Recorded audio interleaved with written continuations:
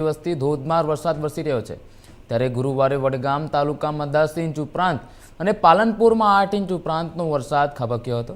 ત્યારબાદ બીજા દિવસે શુક્રવારે સવારથી જ મેઘરાજા મન મૂકીને વરસ્યા હતા, જેમાં સવારે 6 થી 10 વાગ્યા સુધીમાં વાવ તાલુકામાં સૌથી વધુ 4 કલાકમાં 3 ઇંચ ઉપરાંતનો વરસાદ ખાબક્યો હતો, જ્યારે થરાદમાં સવારે 6 થી 10 વાગ્યા સુધીમાં 2.76 ઇંચ વરસાદ ખાબક્યો છે, જેના પગલે નીચાણવાળા વિસ્તારો પાણીમાં ગરકાવ થઈ ગયા હતા તો કેટલીક જગ્યા પર વાહનો ખોટવાયા હતા, જેથી